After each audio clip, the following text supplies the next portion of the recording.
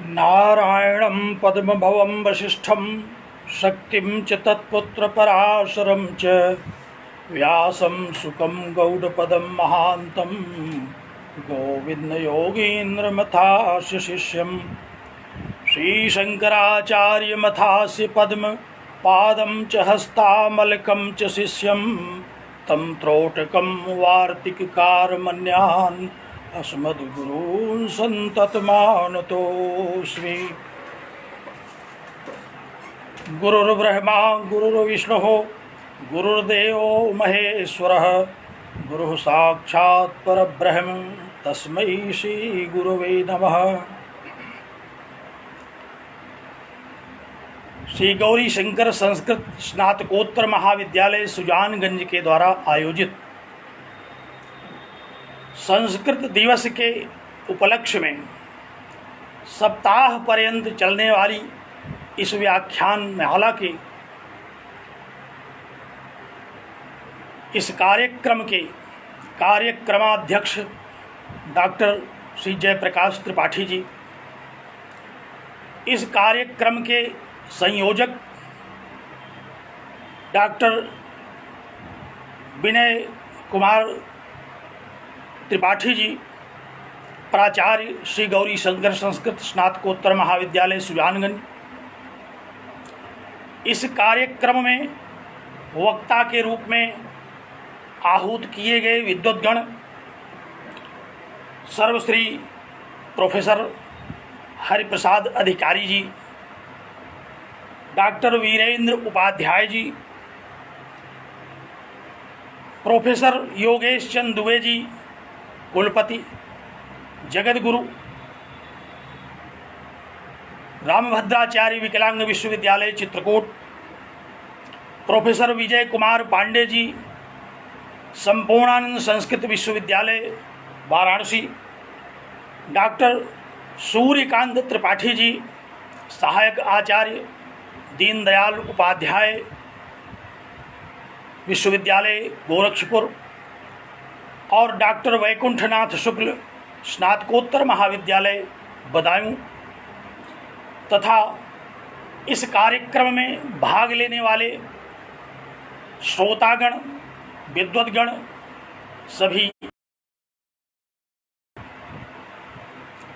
आज बहुत ही प्रसन्नता का विषय है कि श्री गौरी शंकर संस्कृत स्नातकोत्तर महाविद्यालय के द्वारा आयोजित इस व्याख्यान माला में मुझे कुछ कहने के लिए अवसर प्रदान किया गया है। आज मैं जिस विषय पर चर्चा करने चल रहा हूं वह विषय बहुत ही महनीय विषय है। सुजानगंज क्षेत्र की आचार्य परंपरा और संस्कृत जगत में उसका योगदान। वस्तुतः अभी मैंने व्याख्यान आरंभ करने के पूर्व गुरु परंपरा की स्तुति किया और आज का यह व्याख्यान भी गुरु परंपरा पर आधारित है। श्वेताश्वतर उपनिषद का यह एक मंत्र है कि यस्य देवे परा भक्ति यथा देवे तथा गुरौ तस्य इते कथिताह्यर्थाः प्रकाशन्ते महात्मनः, कि परम तत्व परमात्मा में आस्था होती है और जिस तरह से परम तत्व परमात्मा में आस्था होती है उसी तरह से गुरु में भी जिसकी आस्था होती है उसको उपदिष्ट किए गए समस्त शास्त्र प्रकाशित होते हैं, उसकी समझ में सारे शास्त्र आते हैं। इसलिए हम लोगों का यह कर्तव्य है, हम लोगों का यह दायित्व है कि हम गुरु परंपरा की चर्चा करें। वस्तुतः गुरु एक बहुत ही महनीय तत्व है। गुरु तत्व शास्त्रों में गुरु की बड़ी महिमा कही गई। भगवान नारायण से लेकर के अद्यतन गुरु परंपरा का प्रायः स्मरण सभी संप्रदायविद, सभी आचार्यगण करते रहते हैं। जैसे अभी मैंने अद्वैत परंपरा का स्मरण किया, उसी तरह से सभी संप्रदायों में अपनी अपनी गुरु परंपरा का स्मरण किया जाता है। और गुरु को साक्षात परब्रह्म कहा गया। हम लोग गुरु की स्तुति करते हैं। गुरु ब्रह्मा, गुरु को ब्रह्मा कहते हैं। गुरु विष्णु है, साक्षात महेश्वर है गुरु। प्रायः एक बार किसी छात्र ने यह जिज्ञासा की कि गुरु कैसे ब्रह्मा हो सकता है? ब्रह्मा का कार्य तो जगत को उत्पन्न करना है। विष्णु कैसे है गुरु? क्योंकि विष्णु तो इस जगत का पालन करता है। और महेश्वर को संहार करने का विवरण मिलता है शास्त्रों में, तो गुरु किसका संहार करता है? और इतना ही नहीं, गुरु को साक्षात परब्रह्म की संज्ञा से विभूषित किया गया। आखिर क्या तात्पर्य है इसका? हमें इस पर विचार करना चाहिए। गुरु को क्यों ब्रह्मा कहा गया? गुरु को विष्णु क्यों कहा गया? गुरु क्यों महादेवाधिदेव शिव हैं? और अंततः गुरु साक्षात परब्रह्म कैसे है? इस पर आचार्यों ने बड़ा चिंतन किया, बहुत ही मनन किया, और इसका जो तात्पर्य समझाया गुरुजनों ने, मैं एक संक्षिप्त चर्चा पहले उस पर करके ही आज के इस विषय पर आगे बढ़ता हूँ। वस्तुतः गुरु को ब्रह्मा क्यों कहा गया? क्योंकि ब्रह्मा उत्पत्ति करता है इस संसार की, और गुरु ज्ञान की उत्पत्ति करता है। गुरु के द्वारा ज्ञान की उत्पत्ति की जाती है। और विष्णु क्यों कहा गया गुरु को? विष्णु तो इस जगत का पालन करता है, तो गुरु भी इस जगत का पालन करता है, अपने शिष्य परंपरा को जिस ज्ञान को प्रदान करता है। प्रत्येक पाठ के आरंभ में हम लोग कहते हैं तेजस्विनावधीतमस्तु, हमारा पढ़ा हुआ तेजस्वी हो। मंगलाचरण के प्रसंग में हम यह कहते हैं कि हमारा पढ़ा हुआ तेजस्वी हो। हम जो भी पढ़ें वह हमें सुस्पष्टतया, निर्भ्रांत, तथ्यतः अवगत हो, और इसी से इस जगत का संचालन होता है। ज्ञान से ही इस जगत का संचालन होता है, ज्ञान से ही हमारा भरण पोषण होता है, ज्ञान से ही हम अपने अस्तित्व को स्थापित करते हैं। इसलिए गुरु विष्णु की संज्ञा से विभूषित किया गया, क्योंकि गुरु के द्वारा प्रदत्त ज्ञान ही तो संचरित हो रहा है इस जगत में। और गुरु को साक्षात महेश्वर क्यों कहा गया? इसलिए कि गुरु अज्ञान का विनाश करता है। हमारे मन में, हमारे मस्तिष्क में, हमारी बुद्धि में, हमारी प्रज्ञा में जहाँ भी कहीं दोष है, जहाँ भी कहीं अज्ञान है, उस अज्ञान का विनाश करने का दायित्व भी गुरु का ही है। इसीलिए गुरु ब्रह्मा, विष्णु और महेश्वर से बढ़कर के कहा गया कि गुरु साक्षात परब्रह्म, क्योंकि ब्रह्मा तो एक काम करता है, वह केवल उत्पत्ति करता है। विष्णु एक कार्य करता है, वह केवल जगत का भरण पोषण करता है। और महेश्वर भी एक ही कार्य करता है, वह विनाश करता है। लेकिन गुरु इन तीनों कार्यों को अकेले करता है। गुरु साक्षात परब्रह्म, गुरु वह साक्षात परब्रह्म है। जैसे साक्षात परब्रह्म से ब्रह्मा, विष्णु और महेश, इन त्रिदेवों की उत्पत्ति कही गई, और इन त्रिदेवों के द्वारा जो कार्य किया जाता है वह गुरु अकेले करता है। गुरु शिष्य के मन मस्तिष्क में ज्ञान की उत्पत्ति करता है। गुरु उस ज्ञान को तेजस्वी बनाता है और अज्ञान का विनाश करता है। इसलिए गुरु साक्षात परब्रह्म, गुरु साक्षात परब्रह्म है। तस्मै श्री गुरुवे नमः। इसलिए हम गुरु की वंदना करते हैं। तो हमारे शास्त्रों में गुरु की बड़ी महत्ता कही गई। ईश्वर से भी बढ़ करके गुरु के स्थान को निरूपित किया गया।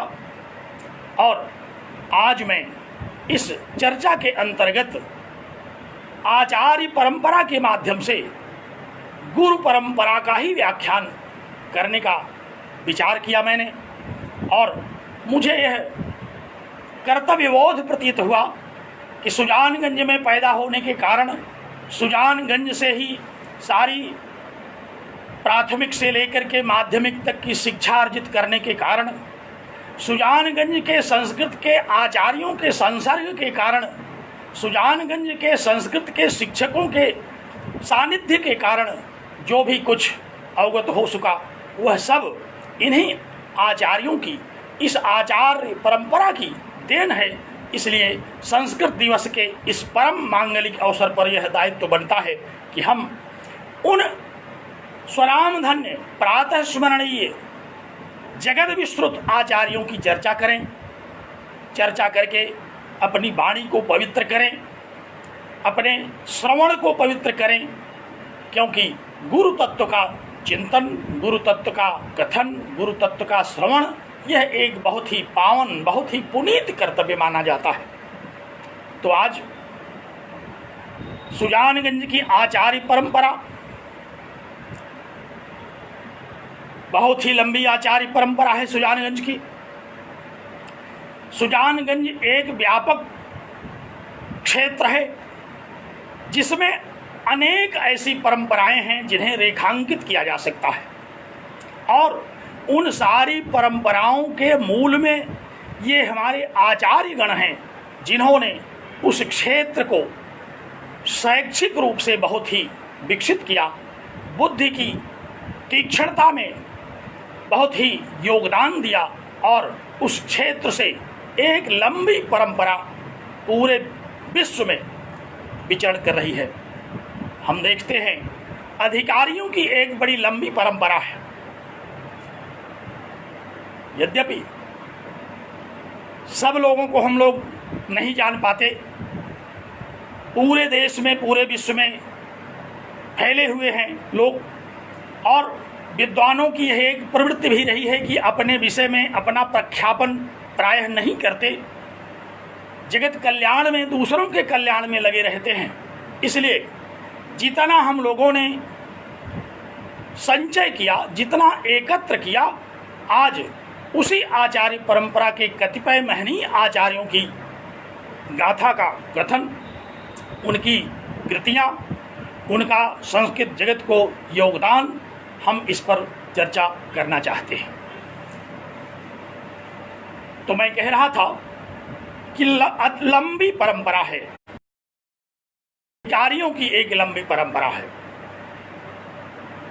शिक्षकों की एक लंबी परंपरा है, आचार्यों की एक लंबी परंपरा है, विद्वानों की लंबी परंपरा है, जो पूरे विश्व में, पूरे देश में स्थापित होकर के सुजानगंज की इस अद्भुत मेधा को प्रतिष्ठित कर रहे हैं। और उसमें से सबका एक बार में, सीमित समय में कथन करना तो संभव ही नहीं है। इसलिए आज मैं केवल संस्कृत के आचार्यों के विषय में चर्चा करना चाहता हूँ, और संस्कृत के आचार्यों में भी बहुत सारे नाम हैं जिनका कि एक दिन और एक व्याख्यान में चर्चा कर पाना संभव नहीं है। इसलिए कतिपय महत्वपूर्ण व्यक्तित्व, कतिपय ऐसे आचार्य जिन्होंने सुजानगंज क्षेत्र में संस्कृत को प्रतिष्ठित किया, जन जन में संस्कृत के प्रति, संगीत के प्रति जिन्होंने जागरूकता पैदा की, और जिन्होंने सुजानगंज क्षेत्र को उन्नत करने में अपना बहुमूल्य योगदान किया, उसमें से कतिपय आचार्यों की मैं आज चर्चा करने का विचार करके इस वक्तव्य को आरंभ कर रहा हूँ। मैं बहुत बहुत आप लोगों को धन्यवाद देता हूँ कि आप लोगों ने इस विषय को पसंद किया, और बहुत सारे श्रोतागण हमसे इस समय जुड़े हुए हैं जो कि सुजानगंज के आचार्यों के विषय में प्रायः जानते भी हैं, और जिनके विषय में नहीं जानते, जानने की जिज्ञासा में सन्नद्ध हैं। तो उसमें से आज मैं 20वीं सदी के आचार्य परंपरा पर चर्चा करूंगा, और अद्यतन 20वीं सदी के जो संस्कृत के आचार्य हमारी जानकारी में आए, वस्तुतः एक सबसे बड़ी समस्या संस्कृत के आचार्यों के सामने यह है कि अपने विषय में उल्लेख नहीं करते। संस्कृत के छात्र इस बात को जानते हैं कि जब हम महाकवि कालिदास का, अन्य महाकवियों का स्मरण करते हैं तो सबसे पहली समस्या यह आती है कि ये कौन थे, कहाँ हुए थे, इनका काल क्या है। तो यह एक परंपरा चली आ रही है कि संस्कृत के आचार्यों ने अपना वैशिष्ट अपने विषय में बहुत उल्लेख नहीं किया, और उसी परंपरा का अनुपालन करते हुए सुजानगंज क्षेत्र के भी बहुत सारे आचार्य, जो कि संस्कृत जगत के मूर्धन्य मनीषी रहे हैं, जिन्होंने संस्कृत वाङ्मय का आडोलन किया है, जिन्होंने संस्कृत वाङ्मय को प्रभूत अध्ययन किया है, जिनकी मनीषा उत्कृष्ट कोटि की रही है, उन्होंने भी अपने विषय में कुछ कहीं लिपिबद्ध नहीं किया। यह परवर्ती समाज का दायित्व है कि इन आचार्यों के विषय में, इनके जीवन वृत्त के विषय में, इनकी रचनाओं के विषय में, इनकी विशेषताओं के विषय में लिपिबद्ध करता रहे। संस्कृत साहित्य के इतिहास के जो छात्र हैं, यह उनका दायित्व है कि उन्हें इस प्रकार के आचार्यों के विषय में लिखते पढ़ते रहना चाहिए। लेकिन यह भी नहीं हुआ, संस्कृत के उन आचार्यों का कोई इतिहास लिपिबद्ध रूप में हमें प्राप्त नहीं हो रहा है, जिसके कारण आज यह मुझे प्रेरणा हुई कि हम इस कार्य का आरंभ करें और प्रेरित करें उन छात्रों को जो सुजानगंज के आचार्यों के विषय में शोध करें, उनकी कृतियों की चर्चा करें, यदि उनकी रचनाएं हस्तलिपि में ही उपस्थित हों तो उनका प्रकाशन करें और संस्कृत साहित्य के इतिहास में उनको जोड़ें। यह एक बहुत बड़ा योगदान होगा संस्कृत जगत के लिए। तो इन आचार्यों की चर्चा करते हुए अब यह एक विषय उठता है कि कहाँ से हम आरंभ करें। मैंने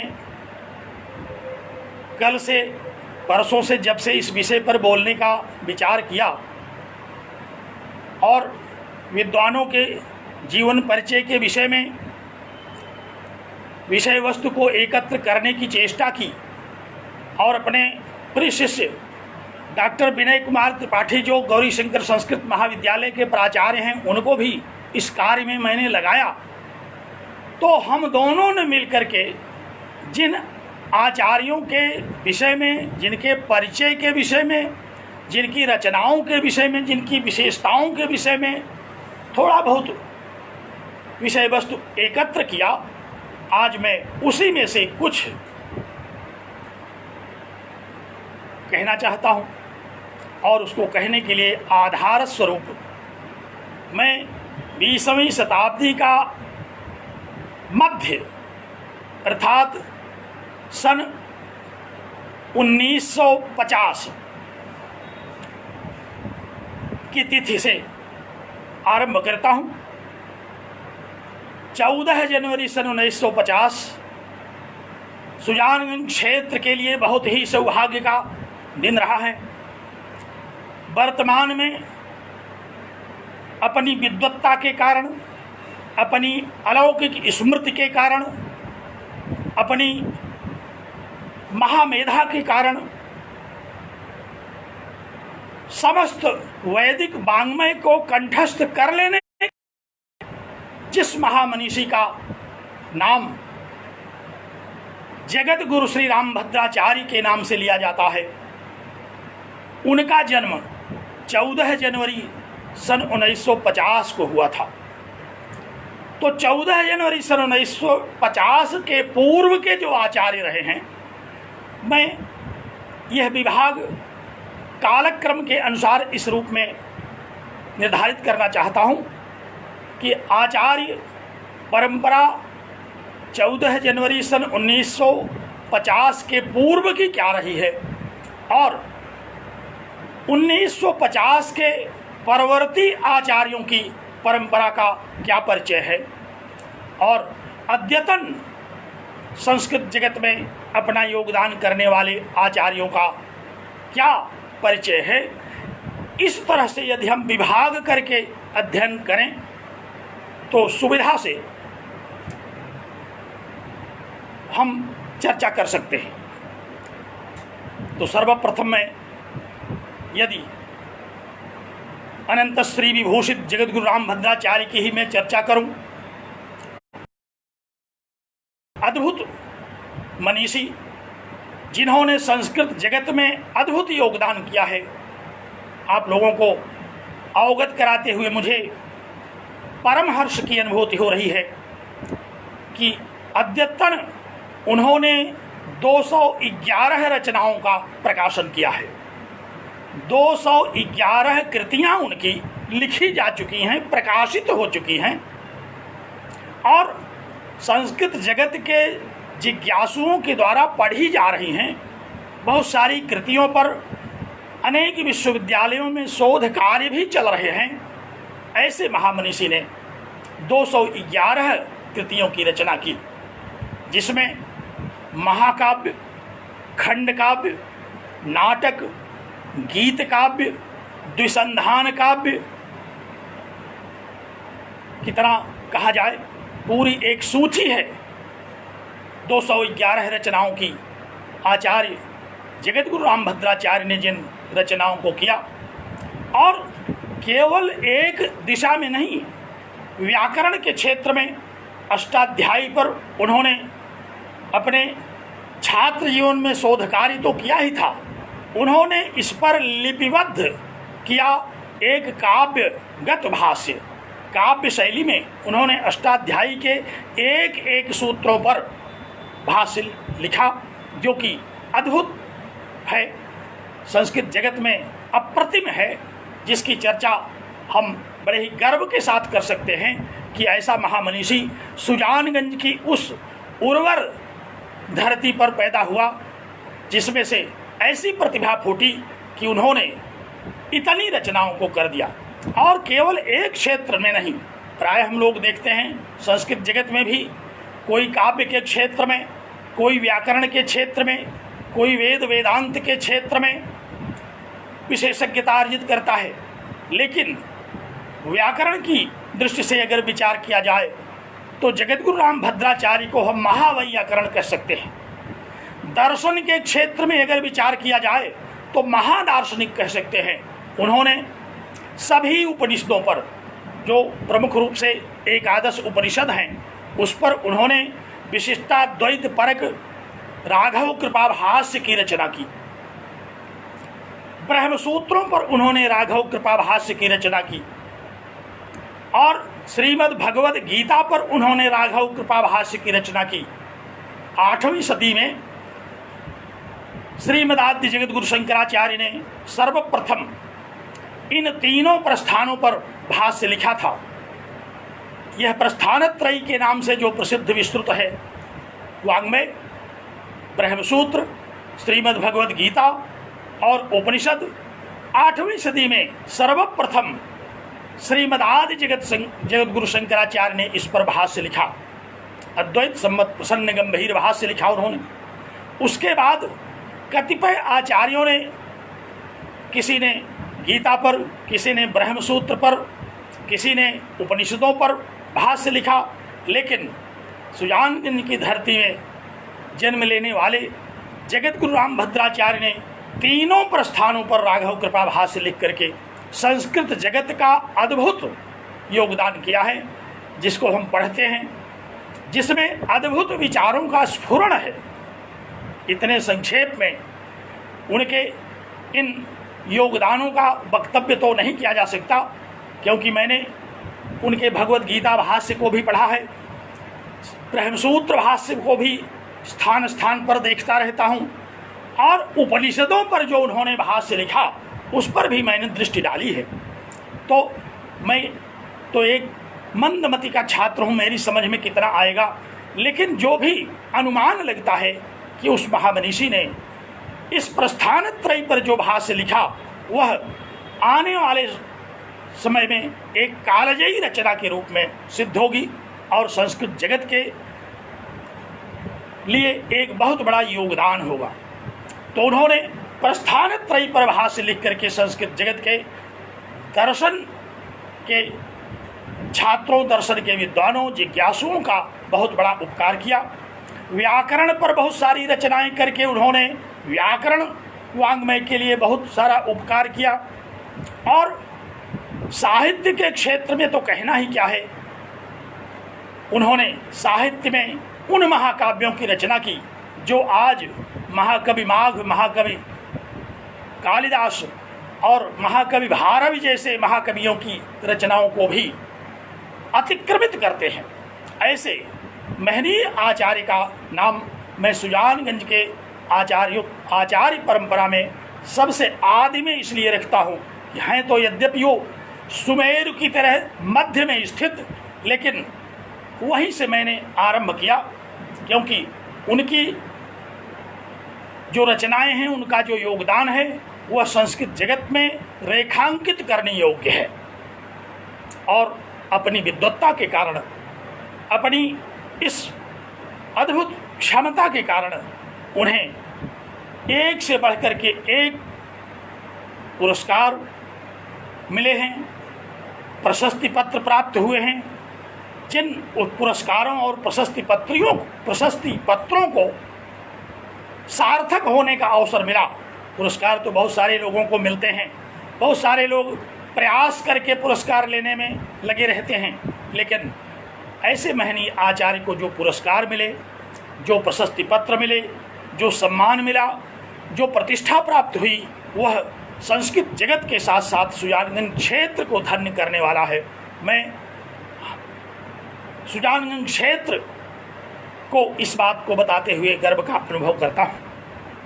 तो सर्वप्रथम आचार्य रामभद्राचार्य, जो रामानंदाचार्य पीठ के जगत गुरु हैं, 22 भाषाओं के बोलने वाले हैं, अनंत क्षमता है उनमें, 22 भाषाओं के जानकार हैं।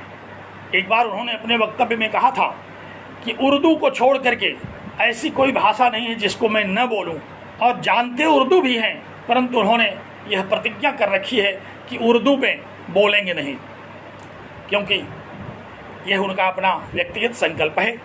तो ऐसे महनीय आचार्य के विषय में मैं सर्वप्रथम चर्चा करके सुजानगंज क्षेत्र को जहाँ गौरवान्वित होने का अनुभव कराता हूँ, वहीं अब इनके पूर्व के जो आचार्य हैं, मैंने जगतगुरु रामभद्राचार्य की कृतियों का बड़ा संक्षिप्त विवेचन किया है। यद्यपि संस्कृत वाङ्मय की प्रतिविधाओं पर, प्रत्येक विधाओं पर उन्होंने अपनी लेखनी साध रखी है। महाकाव्य, खंडकाव्य, नाटक, दूत काव्य, पत्र काव्य, शतक, स्तोत्र काव्य, भाष्य काव्य, द्विसंधान काव्य, और उन्होंने तो गीत रामायणम की रचना की है। और मैंने बताया कि प्रस्थान त्रयी पर उन्होंने भाष्य लिखा है, नारद भक्ति सूत्र पर भाष्य लिखा है, रामचरितमानस पर उन्होंने भाष्य लिखा है, और रामचरितमानस को तो उन्होंने संशोधित भी किया है। इतनी पुरानी रचना में ढेर सारे ऐसे स्थल थे जहाँ प्राकृत रूप से कुछ दोष उन्होंने देखा, और अपनी सूक्ष्म एक शिका के द्वारा उन्होंने श्री रामचरितमानस को भी संशोधित किया। तो ऐसे महामनीषी, और व्याकरण के क्षेत्र में तो कहना ही क्या है, अध्यात्म रामायणे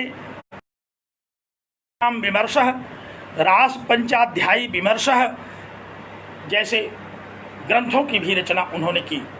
और जहाँ तक उनकी स्मरण शक्ति की बात है, जहाँ तक उनके वैदुष्य का प्रसंग है, सभी पुराण, 18 पुराण उनको कंठाग्र हैं। सुजानगंज के लोग भली भांति परिचित हैं उनसे, उनके व्याख्यानों में, उनके प्रवचनों में प्रायः लोगों को बड़ी श्रद्धा रहती है। तो 18 पुराण, श्रीमद् वाल्मीकि रामायण, श्रीमद् रामचरितमानस, उपनिषद, काव्य, सभी करामलकवत हैं। माँ वाणी की कृपा है उन पर कि उनके जिह्वाग्र पर नर्तन करती रहती है। एक चुटकी बजाते भर में संस्कृत वाङ्मय का कोई भी विषय उनसे जाना जा सकता है। तो ऐसे महामनीषी जिन्हें बचपन में गिरधर मिश्र के नाम से कहा जाता था, आज जो जगत गुरु रामभद्राचार्य के नाम से जाने जाते हैं, और जिन्होंने एशिया का प्रथम विकलांग विश्वविद्यालय स्थापित किया, जिसमें केवल विकलांगों की शिक्षा दीक्षा का प्रचार प्रसार का, उनकी रहने की, उनकी खाने की, उनकी व्यवस्था की जाती है निःशुल्क। ऐसी सामाजिक एक ऐसी विद्वत्तापूर्ण संस्था का उन्होंने स्थापन किया जो कि सुजानगंज का मस्तक गर्व से ऊंचा कर देता है। तो सर्वप्रथम मैंने जगत गुरु रामभद्राचार्य जो संस्कृत के दुर्धर्ष आचार्य हैं, मूर्धन्य मनीषी हैं, जो महावैयाकरण, महा साहित्यकार और महा दार्शनिक हैं, ऐसे उस महामनीषी का स्मरण करके, उनका नाम लेकर के हम उनके प्रति कृतज्ञता व्यक्त करते हैं। संस्कृत जगत की ओर से उनके प्रति हम कृतज्ञ हैं और सुजानगंज की ओर से हम उनको बारंबार प्रणामांजलि अर्पित करते हैं। ऐसे महनीय मनीषी। और अब जैसा कि चर्चा की दृष्टि से मैंने विभाजित किया, उनके पूर्व के आचार्यों के विषय में भी हमें कहना चाहिए, क्योंकि उनके पूर्व सुजानगंज क्षेत्र के जो आचार्य हुए उसमें से कतिपय तो उनके गुरु भी रहे। इस प्रकार हम उन गुरुजनों को परम गुरु की संज्ञा से विभूषित कर सकते हैं, जिन्होंने संस्कृत साधना में अपने जीवन व्यतीत कर दिए। ऐसे उन आचार्यों की, आचार्य परंपरा की चर्चा करना यह एक बहुत ही गौरव का विषय है। तो मैं अब एक एक करके कतिपय आचार्यों के विषय में चर्चा करूंगा। ध्यान देने की बात यह है कि किसी भी लिपिबद्ध साहित्य के अभाव में मैं उनके जन्म और उनके देहांत का विवरण प्रस्तुत नहीं कर पा रहा हूं, क्योंकि उसका कोई हमें प्रामाणिक अभिलेख प्राप्त नहीं हुआ। लेकिन इतना जरूर पारंपरिक रूप से अवगत हुआ है कि ये आचार्य जगत गुरु रामभद्राचार्य के पूर्ववर्ती हैं। उनके पूर्व से ही सुजानगंज क्षेत्र में अपनी इनकी प्रतिष्ठा रही है और अद्भुत प्रतिभा के धनी आचार्य रहे हैं। तो हम पहले उन्हीं परम श्रद्धेय आचार्यों की चर्चा करते हैं। तत्पश्चात हम आचार्य जगत गुरु रामभद्राचार्य के परवर्ती आचार्यों की चर्चा करेंगे और उनके समवर्ती आचार्यों की भी चर्चा करेंगे।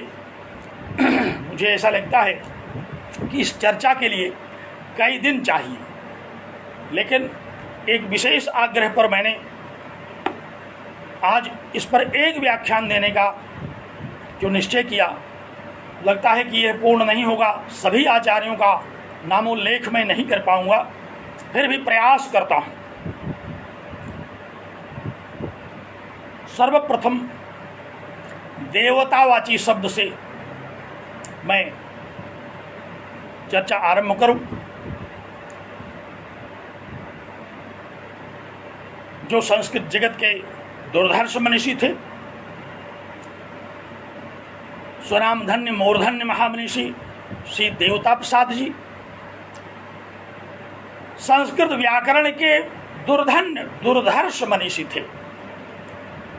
सुजानगंज के निकट ही बखोपुर गांव में उनका आविर्भाव हुआ था और उनके विषय में हमें यह अवगत हुआ है कि 78 वर्ष की सन 1978 में उनका देहावसान हुआ था, 65 वर्ष की अवस्था में। और व्याकरण का कोई शास्त्र ग्रंथ ऐसा नहीं है, चाहे वह प्राच्य व्याकरण रहा हो चाहे नव्य व्याकरण रहा हो। सिद्धांत कौमुदी समेत सिद्धांत कौमुदी की सभी टीकाएं, महाभाष्य, व्याकरण के जितने भी ग्रंथ रहे हैं, सभी ग्रंथ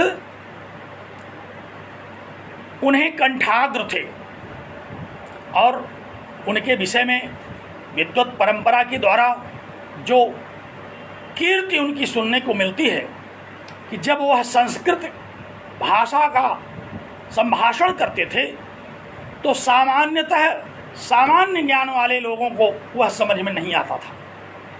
शास्त्रार्थ की परंपरा के अप्रतिम आचार्य थे वो, शास्त्रार्थ करने में उनकी बड़ी रुचि कही जाती है। दुर्भाग्य है कि ऐसे आचार्य से साक्षात मुझे पढ़ने का अवसर तो नहीं मिला, लेकिन उनके द्वारा पढ़ाए गए जो आचार्य थे उनके दर्शनों को करने का अवसर अवश्य मिला है।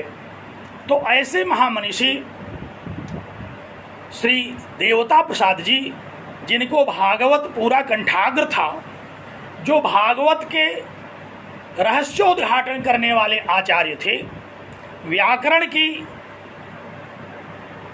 उत्पत्ति ही लगता है कि उन्हीं से हुई थी और व्याकरण शास्त्रार्थ में अजेय आचार्य थे। कई बार ऐसे अवसर आए जिसमें काशी से मैंने अवगत किया भी कि जब श्री गौरी शंकर संस्कृत महाविद्यालय को कवर्गीय स्थान के लिए चुना गया तो उस समय एक निरीक्षण मंडल आया और उस निरीक्षण मंडल में संपूर्णानंद संस्कृत विश्वविद्यालय के धुरंधर शीर्षस्थ मूर्धन्य आचार्यों को भेजा गया और उन आचार्यों ने भी पंडित देवता प्रसाद जी की उस प्रतिभा को उससे लोहा माना और व्याकरण के उन ग्रंथों के एक एक पंक्तियों पर उन्होंने चर्चा करके उन लोगों को स्तब्ध कर दिया, जिसकी कि हम परिकल्पना नहीं कर सकते कि ऐसे भी आचार्य होते रहे होंगे। और उनकी अपनी एक शिष्य परंपरा रही है। उस शिष्य परंपरा के द्वारा सुजानगंज क्षेत्र में संस्कृत की स्थापना में बहुत भारी योगदान हुआ। तो आचार्य पंडित प्रकांड श्री देवता प्रसाद जी की कोई रचना तो प्राप्त नहीं होती, लेकिन उनके व्यक्तित्व का, उनकी वैदुषी का, उनकी महामनीषा का जो प्रभाव प्राप्त होता है सुजानगंज क्षेत्र में, वह अद्भुत है। इन आचार्यों के द्वारा एक बड़ी पुरानी परंपरा और जनश्रुत के रूप में सुनने को मिलती है कि शतम बद एकम मालिक, पहले यही जनश्रुति होती थी कि कहो 100 लिखो एक मत। और इन आचार्यों ने लिखा नहीं, कहा तो बहुत, शिष्यों को बहुत पैदा किया। श्रुति परंपरा, कर्ण परंपरा, पारोवरेवित्सो आचार्यों के इन महनीय योगदानों को हम स्मरण तो करते हैं, लेकिन लिपिबद्ध रूप में इन्हें हम पढ़ने को नहीं प्राप्त करते। ऐसे आचार्य को देवता का स्वरूप मानने में हमें गर्व की अनुभूति हो रही है कि उन्होंने सुजानगंज क्षेत्र में संस्कृत का झंडा बुलंद किया, संस्कृत को स्थापित किया। अपने आवास पर, महाविद्यालय में अहरनिश संस्कृत की सेवा में लगे रहे और अपनी अद्भुत अप्रतिम साधना के द्वारा उन्होंने संस्कृत को प्रतिष्ठित किया। यह उनका महनीय योगदान रहा है, जिस पर हमें और रिसर्च करने की आवश्यकता है। अगर हम लोग उनके शिष्यों से मिलकर के जानकारी करने की चेष्टा करें तो अभी उनकी बहुत सारी विशेषताएं उनके वैदुष्य के बहुत सारे और विविध प्रकार के क्षेत्र में दिए गए योगदान की जानकारी हो सकती है। तो सर्वप्रथम मैं आरंभ इस व्याख्यान में पंडित प्रकांड श्री देवता प्रसाद जी के द्वारा कर रहा हूँ। मैंने ऐसे महनीय मनीषी के व्यक्तित्व और कृतित्व और वैदुषी के विषय में बहुत ही संक्षिप्त एक चर्चा की,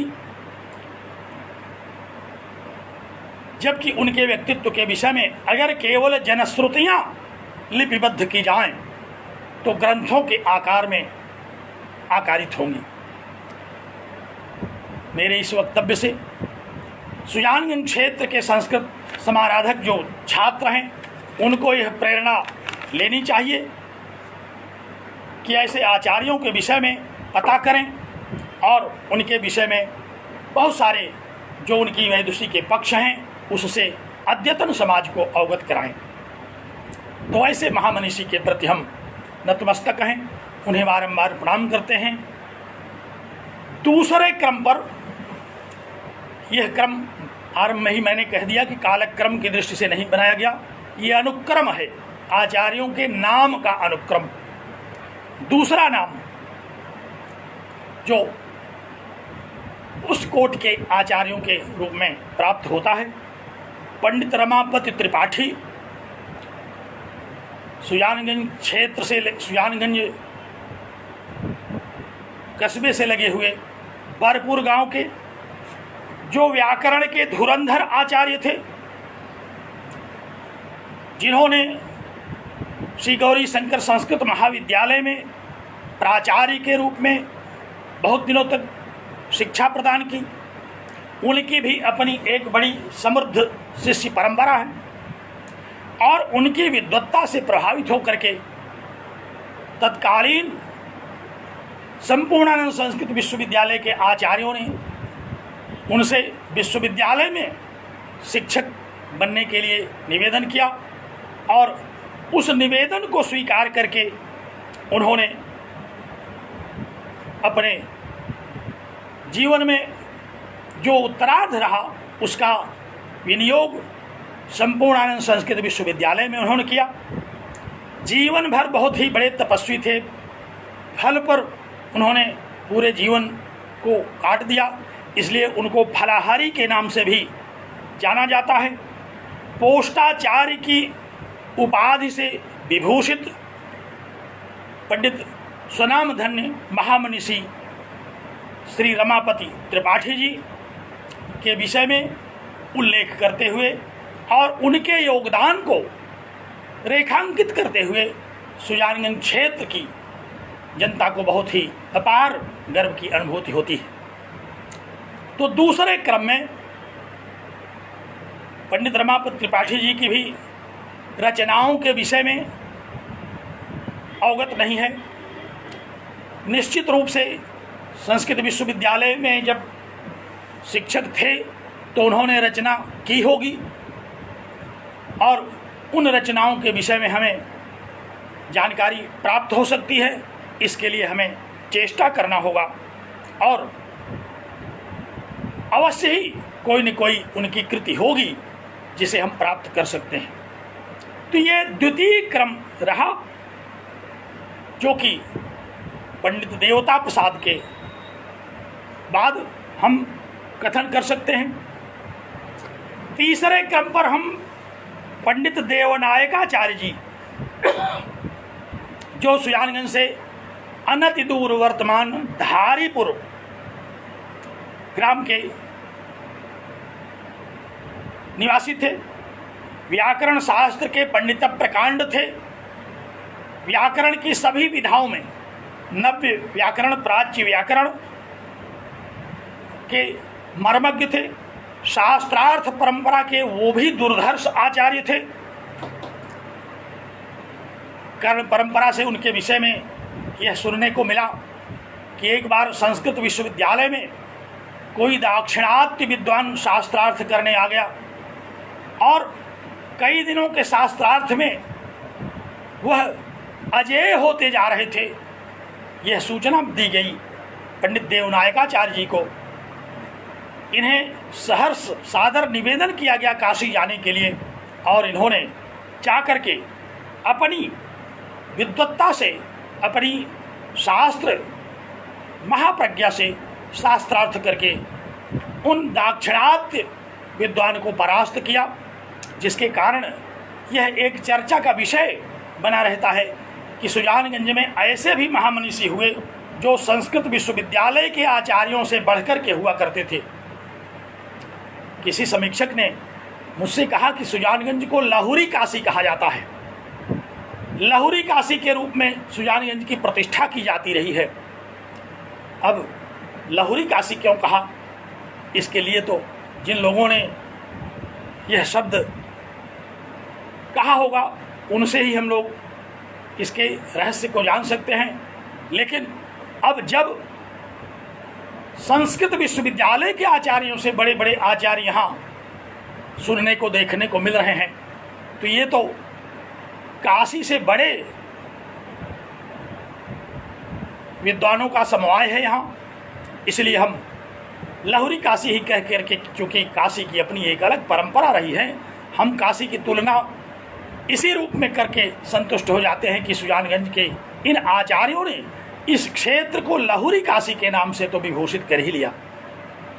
तो ऐसे आचार्य का उल्लेख करके, ऐसे आचार्य के नाम को रेखांकित करते हुए हमें अपार हर्ष की अनुभूति हो रही है। हम उनके प्रति भी सर्वथा नतमस्तक हैं।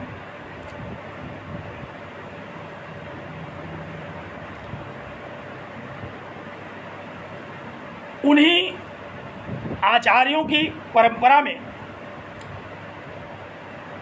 संस्कृत श्री गौरी शंकर संस्कृत महाविद्यालय के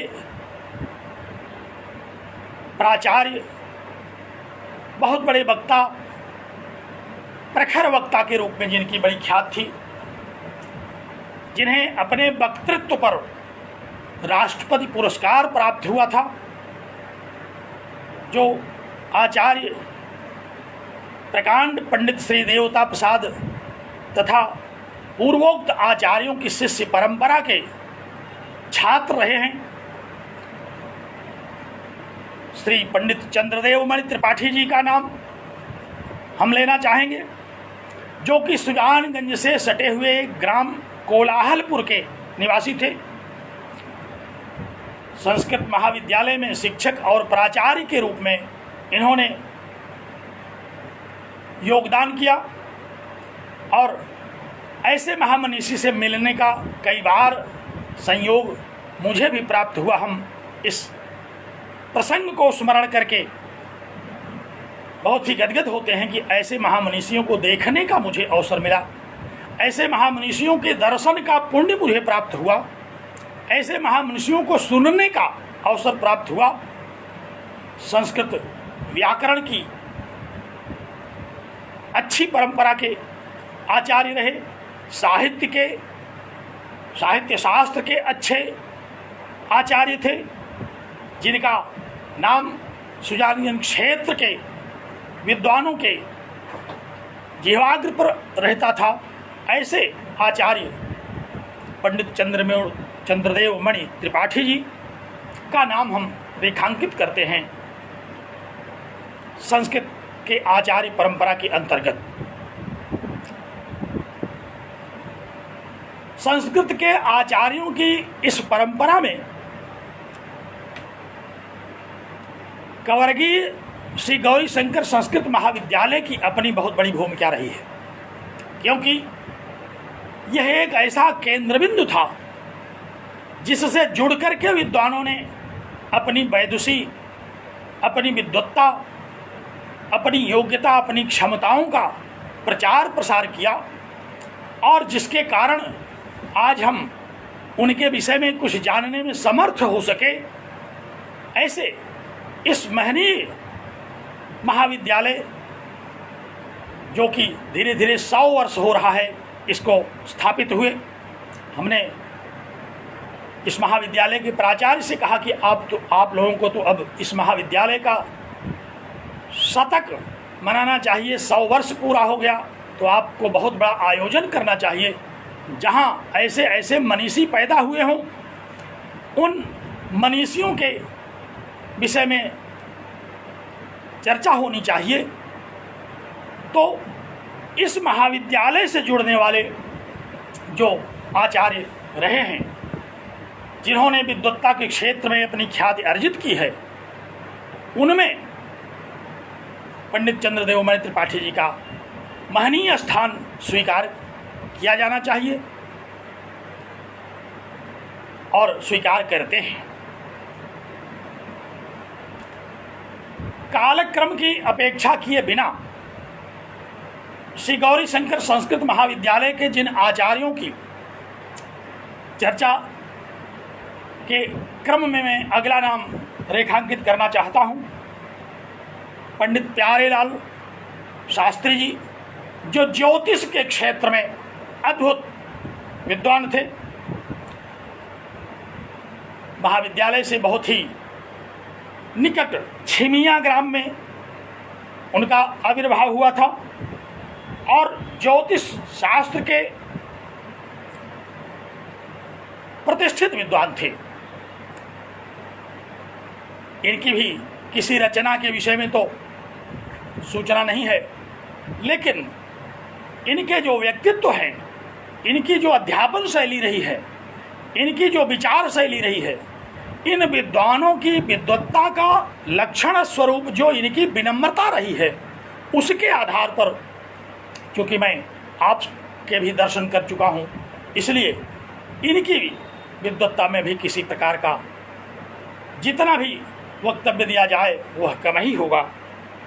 और श्रोतागण नोट करते चलें, प्राचार्य जी अगर सुन रहे हो तो नोट करते चलें, क्योंकि यह एक बहुत ही बड़ा योगदान होगा संस्कृत जगत में कि आप लोग इसको लिपिबद्ध करेंगे। अभी तो श्रवण परंपरा से प्राप्त जो भी सूचना है, मैं वह सूचनात्मक चर्चा कर रहा हूँ। अगले जिन आचार्य की चर्चा मैं कर रहा हूँ, जो आज भी आशीर्वाद देने के लिए हम लोगों को उपलब्ध है, पंडित दिनकर द्विवेदी जी, जो जगत गुरु राम भद्राचार्य के भी गुरु रहे हैं, ग्राम भटौली के जो निवासी रहे हैं। व्याकरण के क्षेत्र में आपकी भी अद्भुत अप्रतिम गति है। मैंने उल्लेख किया पंडित दिनकर द्विवेदी जी का, जिनकी प्रतिष्ठा व्याकरण के क्षेत्र में, मीमांसा और कर्मकांड के क्षेत्र में भी इनकी बहुत ही प्रतिष्ठा रही है। प्राच्य व्याकरण, नव्य व्याकरण की विधाओं में अद्भुत आचार्य हैं। ऐसे आचार्यों का दर्शन करना ही बड़ा पुनीत है, पुनीत कार्य है। मैं ऐसे आचार्य को नमन करता हूँ जो कि शिक्षा के इस महनीय प्रतिष्ठान से जुड़ करके, विद्यादान करके, सुजानगंज के क्षेत्र में संस्कृत का वातावरण स्थापित करके, वहाँ के लोगों के मन में संस्कृत के अध्ययन की जागरूकता पैदा करके जो योगदान किया इन्होंने, वह संस्कृत जगत के क्षेत्र में बहुत बड़ा योगदान है। वर्तमान में देखते हैं कि ढेर सारे ऐसे लेखक और कवि, महाकवि मिल रहे हैं जो स्वयं अपनी लेखनी से योगदान तो कर रहे हैं, लेकिन आज देश में घटती हुई जो संस्कृत के प्रति अभिरुचि है, उसमें कोई प्रगति नहीं कर पा रहे हैं और न ही उनकी उधर कोई बहुत इच्छा ही रहती है कि वह किस प्रकार से लोगों के मन में संस्कृत के प्रति जागरूकता पैदा करें। लेकिन सुजानगंज के इन महनीय आचार्यों ने अपने व्यक्तित्व से, अपने शास्त्रार्थ की क्षमता से, अपनी विद्वत्ता से, अपने अध्यवसाय से उस पूरे क्षेत्र में संस्कृत के प्रति जो जागरूकता की, उसका परिणाम ये रहा कि वहाँ के छात्रों में, जिन्होंने एक पंजीकृत छात्र के रूप में गौरी शंकर संस्कृत महाविद्यालय में अध्ययन नहीं किया, जो राष्ट्रीय इंटर कॉलेज के छात्र रहे, बाद में जिन्होंने इलाहाबाद विश्वविद्यालय में अध्ययन किया और प्रतियोगी परीक्षाओं में जिन्होंने सफलताएं प्राप्त की, उन्होंने संस्कृत विषय के रूप में प्रतियोगी परीक्षाओं में विषय को ऑप्ट किया और बहुत ही अच्छे अंकों को प्राप्त करते हुए संस्कृत की बदौलत, मुझे याद है ऐसे एक बहुत ही तेजस्वी व्यक्तित्व हमारे भी गांव में थे, जिन्होंने संस्कृत को विषय के रूप में रख करके आईपीएस में सिलेक्शन पाया था, जो हमारे बड़े ही सम्मान्य हैं श्री मुरलीधर सिंह जी। उन्होंने आईएएस की परीक्षा में संस्कृत ऑप्ट करके चयन लिया था, जो कर्नाटक कैडर में डीजीपी होकर के सेवानिवृत्त हुए हैं और अब वहीं प्रायः रहते हैं, यदा कदा आते रहते हैं सुजानगंज में भी। लेकिन संस्कृत के प्रति उनका इतना रुझान था, इलाहाबाद विश्वविद्यालय में पढ़ते हुए भी जब वह अपने घर जाया करते थे तो घर के पास में नगहरपुर संस्कृत महाविद्यालय था। संस्कृत महाविद्यालय है भी वहाँ, आज भी है। वहाँ के आचार्यों से, जिनका नाम मैं अभी आगे रेखांकित करूँगा, उन आचार्यों के पास जाकर के संस्कृत का अध्ययन करने की उनकी बड़ी उत्कट इच्छा रहा करती थी, जिसके परिणाम स्वरूप उन्होंने आईएएस में संस्कृत विषय लिया। और भी सुजानगंज क्षेत्र के बहुत सारे ऐसे अधिकारी हैं जो सेवानिवृत्त हो गए हैं, जो संस्कृत के दुर्धर्ष विद्वान रहे हैं। श्री राम सूरत दुबे जी, पंडित कमलेश मणि त्रिपाठी जी, पंडित अखिलेश मणि त्रिपाठी जी, ऐसे भी ढेर सारे, कितना नाम मैं गिनाऊं, श्री गुलाब शंकर तिवारी जी, बहुत सारे ऐसे नाम रहे हैं जिन्होंने इन आचार्यों की प्रेरणा के फलस्वरूप संस्कृत को पढ़ना आरंभ किया और संस्कृत विषय में इनकी अपनी अद्भुत गति रही और उस अद्भुत गति के द्वारा इन्होंने संस्कृत को प्रतिष्ठित किया। तो निश्चित ही बीज के रूप में इन आचार्यों ने उस क्षेत्र में संस्कृत का जो बीज वपन किया, उसके परिणाम स्वरूप उस क्षेत्र में जिन छात्रों ने इन महाविद्यालयों में अध्ययन नहीं किया, उनमें भी संस्कृत के प्रति श्रद्धा, संस्कृत के प्रति लगाव, संस्कृत के प्रति अभिरुचि जगी और उन लोगों ने संस्कृत का अध्ययन किया। तो ऐसे आचार्यों के प्रति हम नतमस्तक हैं। हम चर्चा कर रहे थे पंडित दिनकर द्विवेदी जी की, जो कि संस्कृत जगत के मूर्धन्य मनीषी रहे हैं और श्री गौरीशंकर संस्कृत महाविद्यालय के आचार्य के रूप में सेवानिवृत्त हुए हैं। समय को देखते हुए मैं नामोल्लेख पूर्वक कुछ और आचार्यों की चर्चा करूंगा, प्रयास करूंगा कि कुछ और नामों के विषय में उल्लेख कर सकूं। अब उनकी बहुत विशेषताओं का रेखांकन किए बिना मैं नामकरण पूर्वक उनकी चर्चा संक्षिप्त रूप में प्रस्तुत करूंगा, जिसमें भटौली ग्राम के ही पंडित त्रिभुवननाथ द्विवेदी, पंडित गोपीनाथ द्विवेदी, पंडित माधव प्रसाद द्विवेदी, जो व्याकरण के अच्छे आचार्य थे, साहित्य के क्षेत्र में जिनकी अच्छी पैठ थी, जो श्री गौरीशंकर संस्कृत महाविद्यालय में छात्र और आचार्य भी रहे, ऐसे विद्वान, उनका नाम रेखांकित किया जाना चाहिए। उनके विषय में शोध किया जाना चाहिए कि इन लोगों की क्या क्या रचनाएं रही हैं, क्या इनकी विशेषज्ञता रही है, किस प्रकार से इन्होंने संस्कृत जगत का योगदान किया है। और अब हम उन आचार्यों की चर्चा करेंगे जो जगत गुरु राम भद्राचार्य के समकालीन थे। उनके साथ के छात्र रहे होंगे अथवा 2-4 वर्ष आगे पीछे रहे होंगे।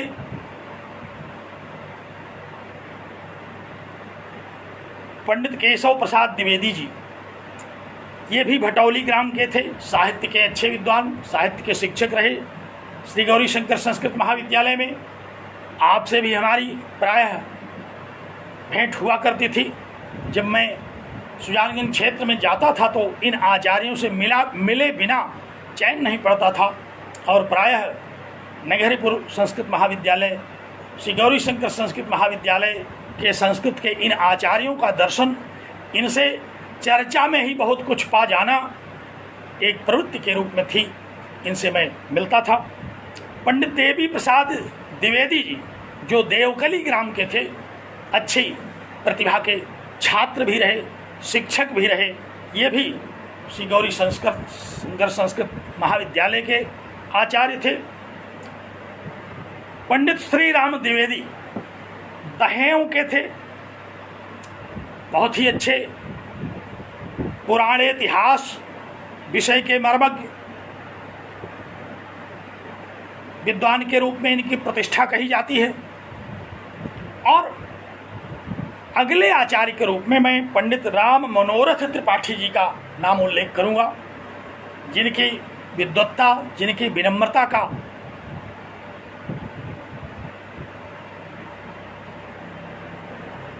उसकी चर्चाएं उस क्षेत्र में व्याप्त रहती है। साहित्य शास्त्र के सभी ग्रंथों के मर्मज्ञ थे वो। उनके विषय में ये कहा जाता है कि अभी हैं भी, लेकिन अब अतिवृद्ध हो गए हैं। साहित्य शास्त्र की सभी विधाओं के जितने भी ग्रंथ थे, सबके प्रखर आचार्य थे।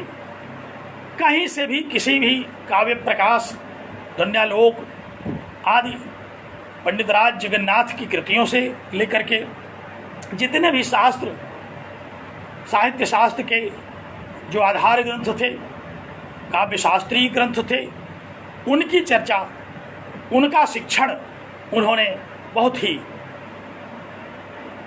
तत्परता से संस्कृत विद्यालय में किया। और उनके भी शिष्य परंपरा के बहुत सारे आचार्य आज व्याप्त हैं। यहाँ यह उल्लेख नहीं करना चाहिए कि इन विद्यालयों में पढ़े हुए जो छात्र थे, जो सुजानगंज क्षेत्र में अपनी कर्मभूमि नहीं बना सके, मध्य प्रदेश, महाराष्ट्र, राजस्थान, उत्तर प्रदेश के विविध स्थानों पर जिन्होंने अपनी विद्वत्ता का झंडा बुलंद किया, ऐसे अनेक आचार्य थे जिनका नाम हमें संग्रह करना चाहिए, जिनके विषय में हम पता लगाना चाहिए। हमें, मैं प्रेरित कर रहा हूँ उन छात्रों को कि ऐसे भी आचार्यों के विषय में, उनके जीवन के विषय में, उनकी विशेषज्ञता के विषय में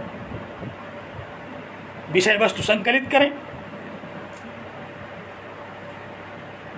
संस्कृत महाविद्यालय की आचार्य परंपरा में ही पंडित कृष्णमणि त्रिपाठी का नाम लिया जाना चाहिए।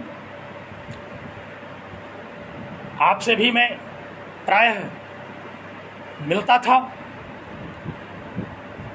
शास्त्रार्थ परंपरा के अच्छे आचार्य थे, अपने सामने किसी को टिकने नहीं देते थे। जिस विषय पर चर्चा कर दें तो फिर अपने आगे किसी की सुनते नहीं थे।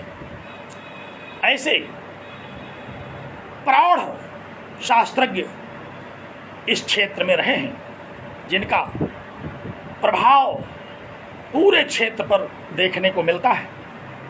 और संस्कृत, श्री गौरी शंकर संस्कृत महाविद्यालय के अतिरिक्त भी हमारे यहाँ जो महाविद्यालय हुए, जैसे नगहरपुर संस्कृत महाविद्यालय, वहाँ भी 2-3 ऐसे आचार्यों का नाम रेखांकित किए बिना मैं नहीं रह सकता। जो अभी जिन प्रकृष्ट आचार्यों की चर्चा मैं कर रहा था, उसी कोट में पंडित श्री मुनिराम उपाध्याय जी, उनका मैं स्नेहभाजन भी था। व्याकरण के विद्वान के रूप में उनकी प्रतिष्ठा थी। पंडित वासुदेव उपाध्याय जी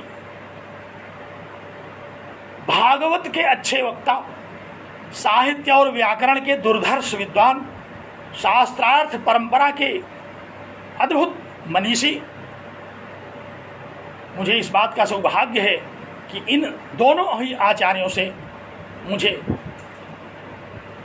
इनके दर्शन का अवसर मिला और इनकी संस्कृत की जो गति देखने को मिली, आज मैं अनुमान लगाता हूँ कि जितने बड़े विद्वान, जितना बड़ा व्यक्तित्व, जितनी गहराई में इन लोगों के वैदुष्य थे, अगर ये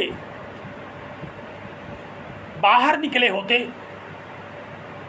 तो इनकी प्रतिष्ठा और इनकी कीर्ति दिग दिगंत में व्याप्त हो जाती, जिन्हें आज हम सुजानगंज क्षेत्र में सीमित करके देख रहे हैं, जिन्हें हम सुजानगंज क्षेत्र के अंतर्गत शोध का विषय बना लिए हैं। आज अगर ये संपूर्णानंद संस्कृत विश्वविद्यालय में रहे होते, इलाहाबाद विश्वविद्यालय में रहे होते, अन्य विश्वविद्यालयों में अगर इनकी प्राप्ति हुई होती, तो निश्चित ही ये सब बहुत ही उत्कृष्ट कोट के प्रख्यात मनीषियों की कोट में गिने जाते। ढेर सारे ऐसे कथानक स्मरण है मुझे इन आचार्यों के विषय में, जिनके लिए यहाँ पर्याप्त समय नहीं है, इसलिए मैं केवल इनके नामोल्लेख पूर्वक इनकी चर्चा करता हूँ और मैं नमन करता हूँ ऐसे आचार्यों की, जो कि संस्कृत के क्षेत्र में सुजानगंज की प्रतिष्ठा में भारी अभिवृद्धि की और क्षेत्र को संस्कृतमय बना दिया। पंडित सीताराम शुक्ल जी जो हिम्मतनगर के निवासी थे, पंडित राम शिरोमणि तिवारी जी जो उकनी में संस्कृत महाविद्यालय के प्राचार्य थे, पंडित उमाशंकर त्रिपाठी जी जो देवकली के रहने वाले थे, श्री गौरी शंकर संस्कृत महाविद्यालय के छात्र थे, प्रयागराज के कई महाविद्यालयों में ये प्राचार्य रहे, संस्कृत साहित्य की और कर्मकांड की इनकी अच्छी गति है।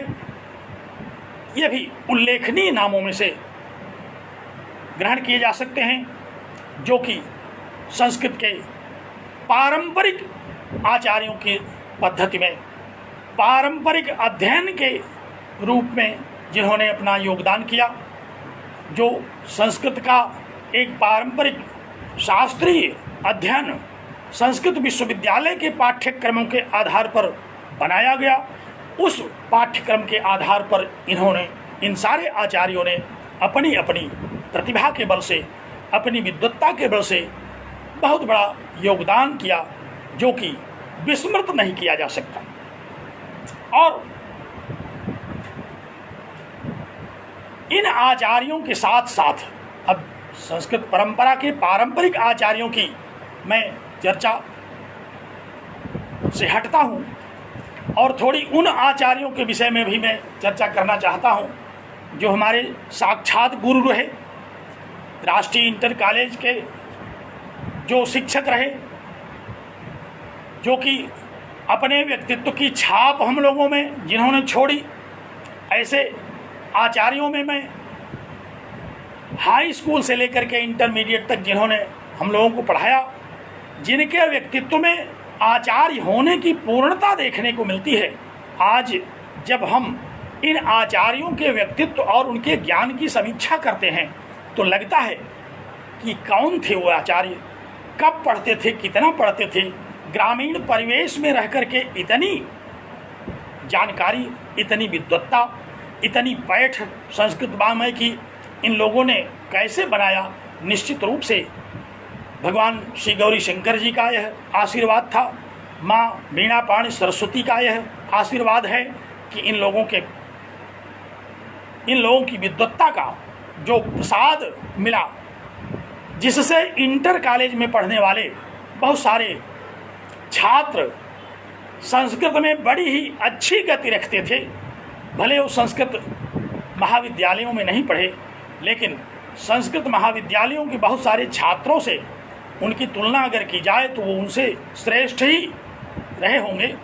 ऐसे आचार्यों का नाम लिए बिना मैं यदि आज का वक्तव्य बंद करूं तो यह मेरी कृतज्ञता होगी। मैं उन स्वनामधन्य आचार्यों का जो अब सेवानिवृत्त हो चुके हैं, जिनका दर्शन किए भी मुझे पर्याप्त समय बीत गया है, लेकिन मैं मानस दर्शन उनका करता रहता हूँ, उनके द्वारा प्रदत्त शिक्षाओं को स्मरण करता रहता हूँ। ऐसे आचार्यों में मैं पंडित श्री रमाकांत चतुर्वेदी जी का नाम लूँगा, जो हमको हाई स्कूल में भी पढ़ाए थे, जो उन्होंने उस समय जो जो पढ़ाया आज भी वह उसी तरह से स्मरण है। पंडित ओम प्रकाश पांडे जी इंटरमीडिएट में पढ़ाए थे। पंडित श्री रामवरण तिवारी जी और इन लोगों से भी वरिष्ठ एक आचार्य का नाम लेना तो मैं भूला ही जा रहा था, पंडित श्री गणेश दत्त मिश्र जी, जो कि गुरु जी के नाम से जाने जाते थे। इन लोगों के पूर्व से ही सुजानगंज संस्कृत के एक लब्ध प्रतिष्ठित शिक्षक थे। उनकी शिक्षा, उनकी शिक्षण पद्धति की कुछ अलौकिक ही शैली थी, जो कि आज भी पुराने छात्रों में चर्चा का विषय बनी रहती है। उनके द्वारा पढ़ाए गए बहुत सारे छात्र आज हम बहुत सारे लोगों को उसमें से जानते हैं, जो कि इलाहाबाद विश्वविद्यालय के ही कॉलेजेज और विश्वविद्यालय से सेवानिवृत्त हुए। पूरे देश में, मध्य प्रदेश, महाराष्ट्र इत्यादि में जिन्होंने शिक्षण व्यवसाय किया, वो सब गुरुजी पंडित गणेश दत्त मिश्र के शिष्य परंपरा के रहे। तत्पश्चात श्री ओम प्रकाश पांडे जी, और ये जो 2-3 नाम मैंने बड़े ही श्रद्धापूर्वक लिया, इनका नाम लिया जाना चाहिए। इन लोगों की भी अपनी प्रतिभा थी, जिसके बल पर इन्होंने छात्रों में ज्ञान की वह स्थापना की, जो कि आगे चल करके बीए की कक्षाओं में, एमए की कक्षाओं में, रिसर्च की कक्षाओं में उत्तरोत्तर उन्नति को प्राप्त हुई और अपनी उसी ज्ञान परंपरा का सम्मान किया जिन लोगों ने, उसके सम्माहक बने। ऐसे आचार्यों का नाम भी लेना बहुत ही गर्व का विषय है। मैं ऐसे आचार्यों के विषय में भी सादर उनको नमन करता हूँ। और क्षेत्र में कतिपय ऐसे आचार्य और हैं जो सुजानगंज से तो नहीं पढ़े हैं, लेकिन सुजानगंज परिक्षेत्र में आते हैं। जैसे कथावाचक के रूप में पंडित लक्ष्मीकांत जी, पंडित राम नरेश शास्त्री जी, जिनके विषय में कहा जाता है कि ये बिलवार इंटर कॉलेज के शिक्षक थे। ऐसे आचार्यों को भी हम नामकरण उनका नाम लेते हैं बड़े गर्व के साथ। और हमारे ही समवयस्क 2-3 वर्ष हमसे कनिष्ठ होंगे, प्रोफेसर जनार्दन मणि त्रिपाठी जी का नाम भी लिया जाना चाहिए, जो कि सुजानगंज विकास क्षेत्र के ही अंतर्गत आते हैं, जो कि राष्ट्रीय संस्कृत संस्थान केंद्रीय विश्वविद्यालय के आचार्य हैं। और आधुनिक विद्वानों में इनकी अपनी प्रतिष्ठा है। इन्होंने भी 15 कृतियों की रचना की, जिसमें नाटक, गीत काव्य, स्तोत्र काव्य आदि, और इनको अनेक पुरस्कारों से भी विभूषित किया गया। ये सुजानगंज की प्रतिष्ठा के सम्माहक हैं। ऐसे भी आचार्य रहे हैं। मुझे लगता है कि हम पर्याप्त समय अब मैंने लिया, और अभी पर्याप्त नाम हमारे सामने मुझे स्मरण में है और मैंने लिपिबद्ध भी कर रखा है, जिसके लिए हमें पुनः या तो स्वयं या किसी भी आचार्य के द्वारा एक वक्तव्य और प्रस्तुत करना पड़ेगा। मैं इतने ही आचार्यों के साथ, इतने ही आचार्यों के व्यक्तित्व के विषय में, इन स्वनामधन्य महामनीषी सुप्रतिष्ठित आचार्यों की चर्चा के साथ आज का मैं वक्तव्य बंद करता हूँ। मैं इन आचार्यों के प्रति भूयो भूयः कृतज्ञता ज्ञापित करता हूँ, जिन्होंने संस्कृत की अद्भुत प्रतिष्ठा सुजानगंज क्षेत्र में की। सुजानगंज के छात्रों में जिन्होंने संस्कृत के प्रति जागरूकता, अभिरुचि, श्रद्धा पैदा की और अपने ज्ञान की शक्ति के द्वारा जिन्होंने पूरे क्षेत्र को संस्कृतमय बनाया। बहुत सारे ऐसे लोग हैं अभी जिनका नाम लिया जा सकता है, जिनके विषय में विस्तृत चर्चा की भी जा सकती है, लेकिन मुझे लगता है कि आज मैं अब यहीं बंद करूं, अपनी वाणी को विराम देता हूं और इन सारे आचार्यों के प्रति मैं कृतज्ञता व्यक्त करता हूं। धन्यवाद देता हूं मैं इस कार्यक्रम के संयोजक डॉक्टर विनय त्रिपाठी जी को, जो कि और भी कई आचार्यों से संपर्क करके सप्ताह पर्यंत चलने इस कार्यक्रम का संयोजन कर रहे हैं और बहुत ही अभिरुचिपूर्ण कर्तव्य का निर्वहन कर रहे हैं। मैं इनके प्रति भी इन्हें साधुवाद देता हूं, आशीर्वाद देता हूं कि अपनी इसी दिशा में प्रगति करते हुए संस्कृत समाराधक के रूप में आगे बढ़ते रहें और नए नए उदीयमान जो संस्कृतज्ञ हैं उनको प्रेरित करते रहें कि हमारी इस जो पुरानी परंपरा है इसको अक्षुण्ण रखने में ये लोग भी मदद करें। विद्वत्ता और अध्यवसाय के क्षेत्र में भूरि परिश्रम करें जिससे कि यह जो हमारी पुरातन क्षमता है ये बनी रहे। आयुर्वेद के क्षेत्र में एक नाम मुझे विस्मृत होता जा रहा है, पंडित धनंजय मिश्र का, जो कि संपूर्णानंद संस्कृत विश्वविद्यालय में, श्री गौरी शंकर संस्कृत महाविद्यालय में जिन्होंने अध्ययन किया और जिन्होंने राष्ट्रीय शोध संस्थान जयपुर से एमडी किया। आयुर्वेद के क्षेत्र में प्रायः हमारी चर्चा होती रहती है।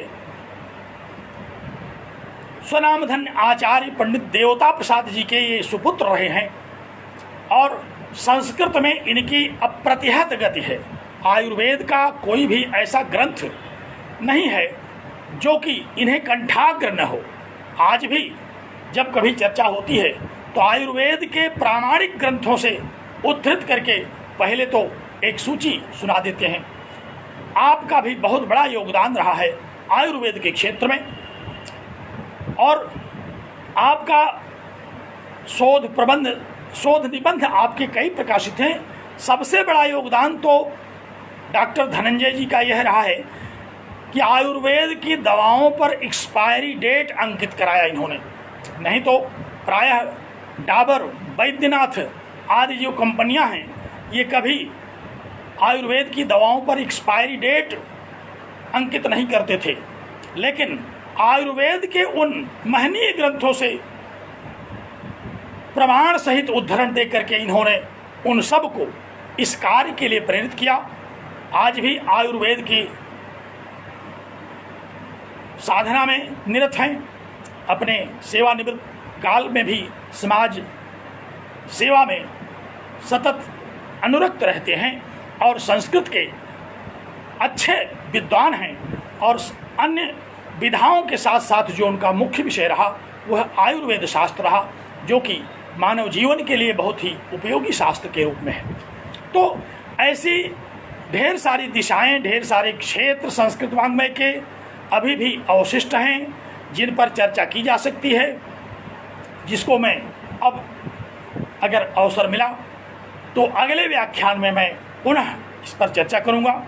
आज तो मैं अब यहीं संयोजक महाशय को धन्यवाद देता हूं, श्रोताओं को धन्यवाद देता हूं जिन्होंने अपनी टिप्पणियों के माध्यम से इस व्याख्यान में रह करके प्रेरणा के रूप में काम किया और उन आचार्यों के प्रति मैं कृतज्ञ हूँ, उन विद्वानों के मैं प्रति कृतज्ञ हूँ जो सुन करके जो त्रुटियां रह गई हैं, जिन स्वनामधन्य आचार्यों के नाम हमारे मानस पटल पर नहीं आ पाए हैं, उनका नामोल्लेख करेंगे, उनके विषय में सूचना देंगे, जिससे कि सुजानगंज क्षेत्र के आचार्यों के विषय में अगली व्याख्यान की कड़ी में हम पुनः वक्तव्य प्रस्तुत कर सकें और इन सभी आचार्यों को खोज निकालें जिनकी अपनी एक अद्भुत प्रतिभा रही है और जिनका अपना एक अद्भुत योगदान रहा है। इनके विषय में चर्चा से संस्कृत जगत का कल्याण होगा, इनके स्मरण मात्र से संस्कृत जगत का कल्याण होगा और हम जैसे छात्रों का परम कल्याण होगा। इन्हीं शब्दों के साथ मैं आज का व्याख्यान अब बंद करता हूँ। बहुत बहुत धन्यवाद, बहुत साधुवाद, धन्यवाद।